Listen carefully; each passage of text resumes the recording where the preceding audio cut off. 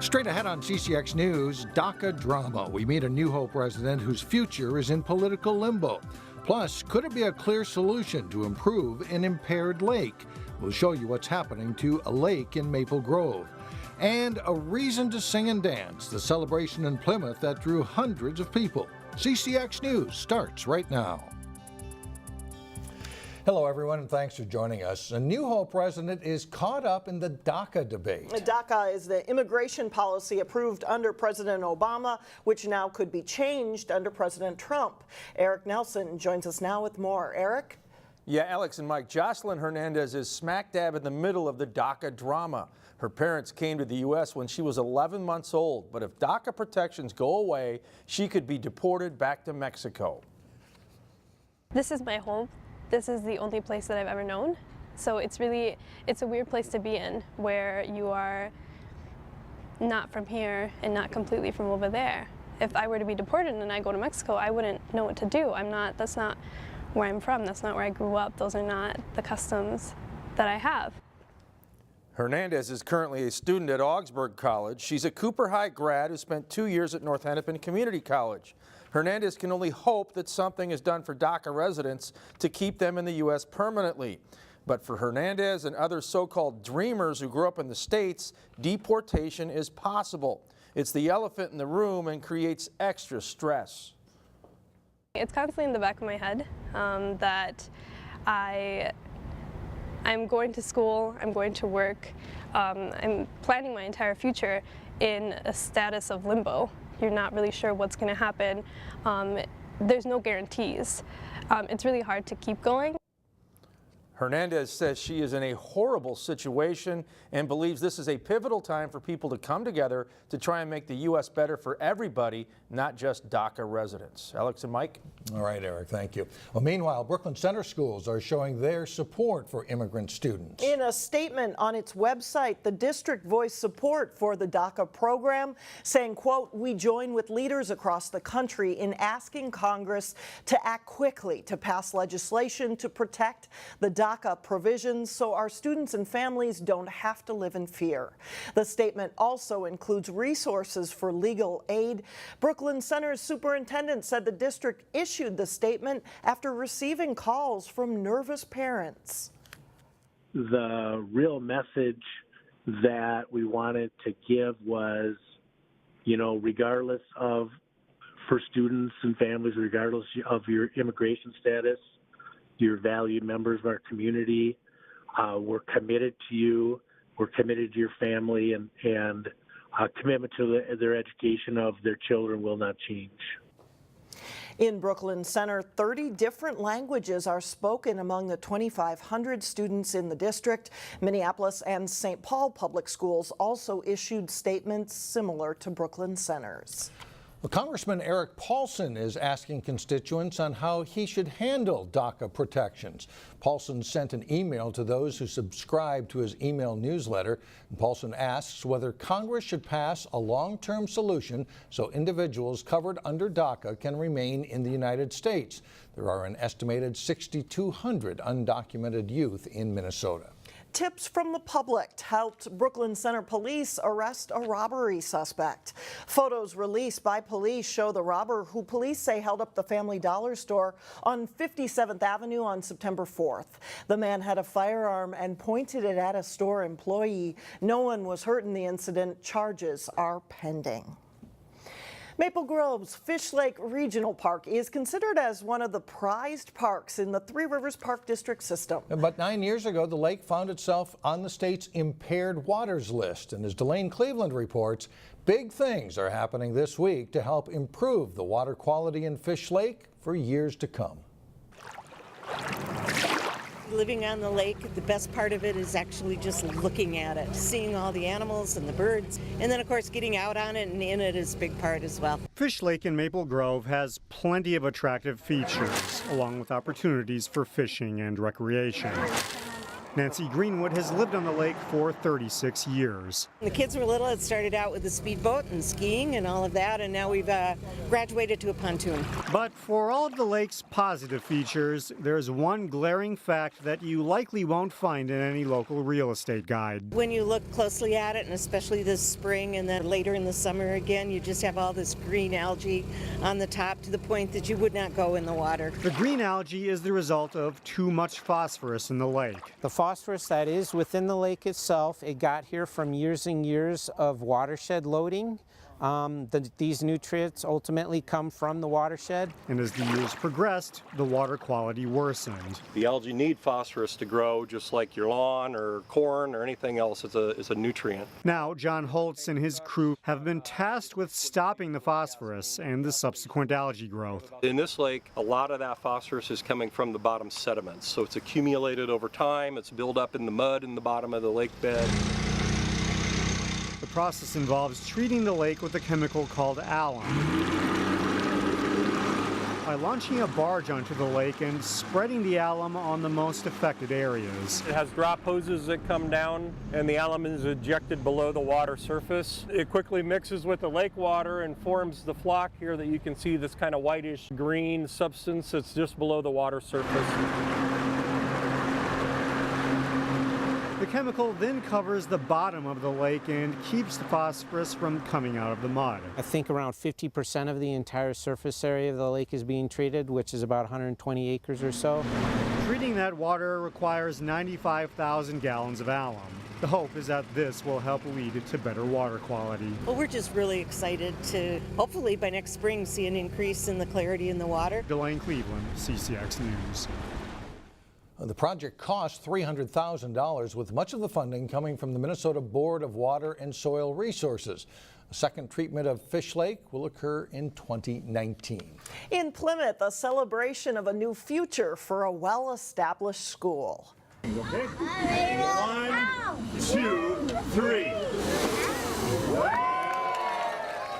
While the students are back, Tuesday night was an opportunity for the community to celebrate the reopening of Fair Pilgrim Lane, an arts-focused school that right now serves kindergarten and first grade students. By 2019, it'll serve kindergarten through third grade students. Now that Pilgrim Lane is back, it puts behind some unhappy memories for a building that closed back in 2009, and the neighborhood has responded in a big way. I had no idea we'd have the turnout that we did this evening. Far surpassed. I thought maybe we'd have a 50, 100, but there were hundreds of people here, which really says a lot about the Pilgrim Lane community. We live right here in the neighborhood, and it's nice to have a lot of life in the community, and it's nice to drive by and listen and hear all the kids running around. Many former students of decades past attended the celebration, including Plymouth Police Chief Mike Goldstein, who got to reunite with his former principal, Mr. Rao. A Brooklyn Park resident and college professor is trying to help students do well in college by publishing a new book. It's one thing to say I want to be a college graduate, but once you're in, what do you need to do to be successful? Some people don't understand that part, and that's where this book fits in. Dr. Zakiya Robbins is the author of #AllDone. As a professor at Anoka Technical College, she has firsthand knowledge of the challenges that some students face.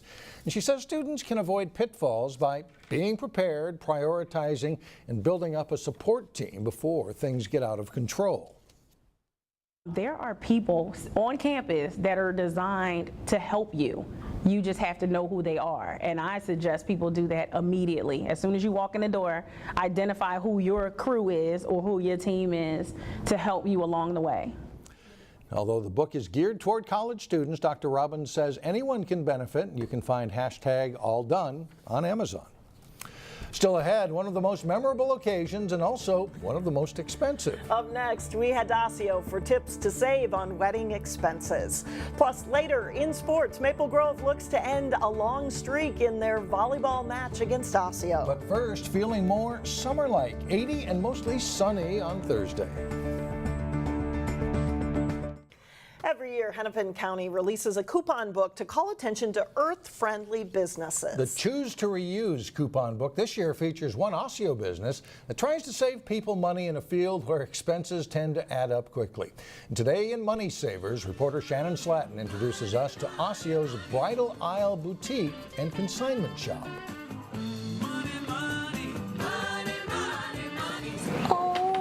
What you feel good in is what's going to make your day. A bridal shop in Osseo wants to go beyond the glitz, glamour, and the high price tag that often comes right along with buying the perfect wedding dress. It's very important to me for people to save money, so our tagline is your day done your way at a price you can pay. And we firmly believe in that. We are here to help save money. Bargain shopper Annette Hall opened Bridal Aisle as a consignment shop 5 years ago. Yep, but since then, a lot of growth. She has expanded her selection to offering off-the-rack designer dresses too. Bridal Aisle is somewhere where the brides can save money. We mark everything 40 to 60% off of retail. We bring them back to our bridal area, and we have 3,000 square feet of wedding gowns, and so they're 85% of them are brand new off the rack. To help brides afford the dress they want, she has wedding dress financing for dresses over $300. A lot of money to get married nowadays, and this is a great way to start out saving on the wedding. Annette's money-saving mantra is striking a chord with shoppers too. She has expanded the store to not only tuxedos and mom's wedding wear, but a growing prom dress selection. The tulle, and we've got the lace underlay, floral is big this year. Most of them are brand new, so they're just getting a great deal. Look fabulous and not spending all of the money. Bridal Aisle is one of the coupons featured in this year's Choose to Reuse coupon booklet, which focuses on keeping unwanted items out of landfills and on the rack. It's not just for prom, it's not just for bridal, it's any item in our shop. Annette gives simple yet sound advice for shoppers who want to look their best but still save money. Pick your budget. Don't stress yourself out by thinking you have to stay right there. Give yourself leadway to go one way or the other with your budget within $100 maybe. In Osseo, Shannon Slatton, CCX News. And you can pick up the Choose to Reuse coupon booklet at area libraries, or you can download the app on your phone. We have more information on our website, ccxmedia.org. Well, still ahead, a big birthday bash for a Maple Grove brewery. But first in sports, Champlin Park faces a strong challenger in Northwest Suburban Conference Volleyball. John Jacobson has the details up next.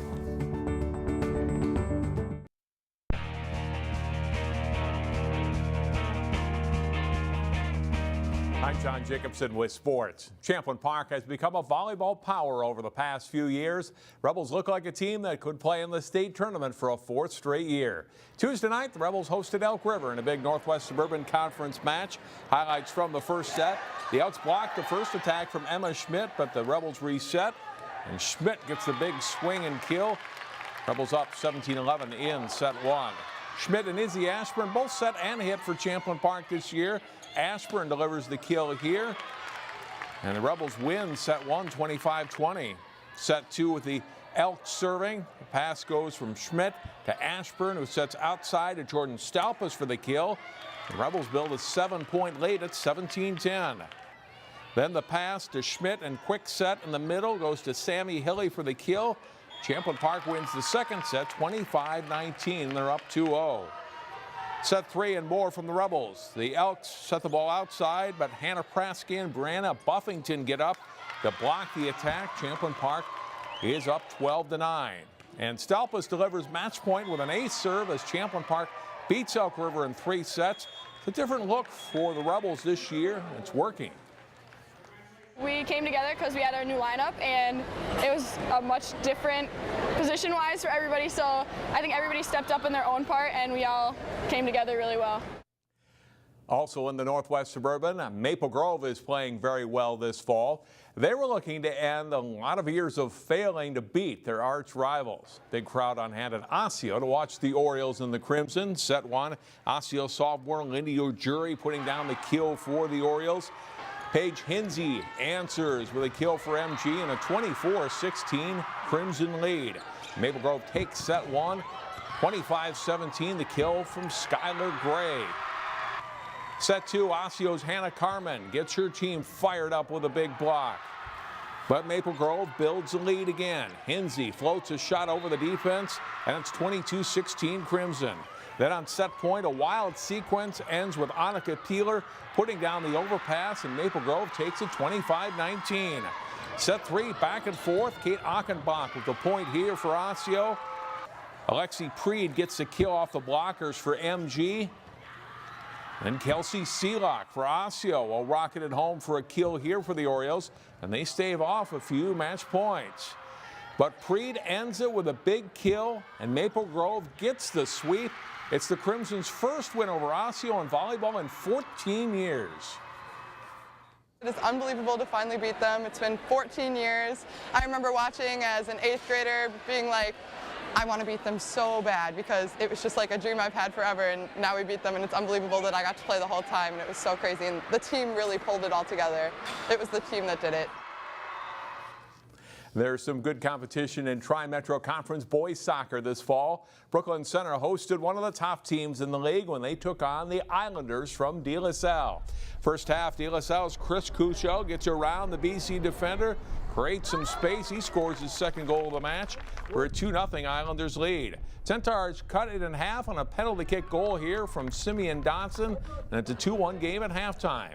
But the second half is all Islanders. Jake Proschel with a well-placed free kick there for a goal in the 3-1 lead. Cuccio wins the race to the loose ball, and that's another goal. He gets the hat trick, and De La Salle wins it over Brooklyn Center 4-1. In girls swimming and diving, the Lake Conference is home to some of the state's top teams. Wayzata taking on Hopkins in a dual meet in the Royals home pool. To the highlights, 100 butterfly. It's Molly Nealand of Hopkins racing to the easy win. Nealand's time 58.9 seconds for the Royals, better than 4 seconds ahead of the runner-up. In the 100 freestyle, Jordan McGinty of Wayzata takes the top spot ahead of Ellen Hofstead of Hopkins. McGinty's winning time 53.13 seconds. To the 500 freestyle, Riley Rugemer of Wayzata takes the win just ahead of teammate Nicole Adalin.